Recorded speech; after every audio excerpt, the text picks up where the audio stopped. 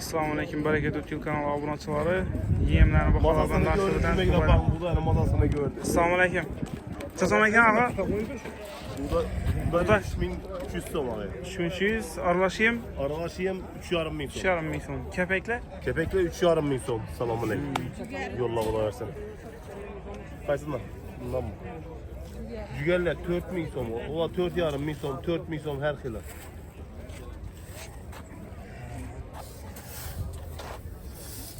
Şundan bir 100 ming so'mlik beri. Qaysidan? Aga adres kim? Güzel soru. Cesur. Telefon numarasını aytib berasizmi? 075 39 50. 950 lang. Vallahi endi keladi. Kunjaran tasam ekan aga. 6700 so'm. 6700 so'm bo'pti.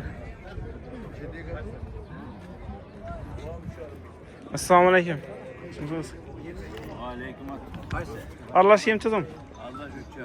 Şöyle Buğday ne? Buradayım Cügeri, ak cügeri, kara ne? 5 ming.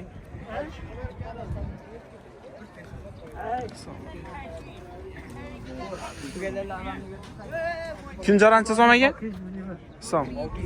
6700 so'm ekan. Yo'rincha price'lancha so'm ekan? Onda biz 30 ming so'mdan. 30 ming so'm.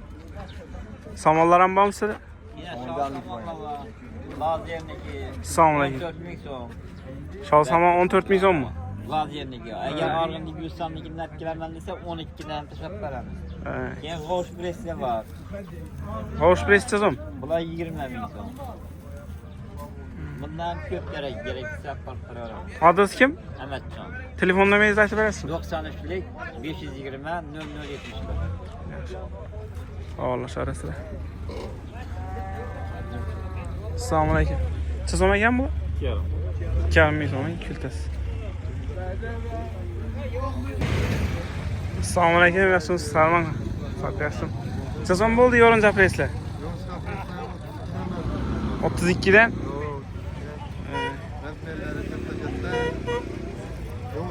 İşleri kurulgan, turistlerni tag'in, bemalol bosib qo'yaveradigan. Tamam, sotayapsiz. Yaxshimi? Shukr. Yapraklarimiz zakonli.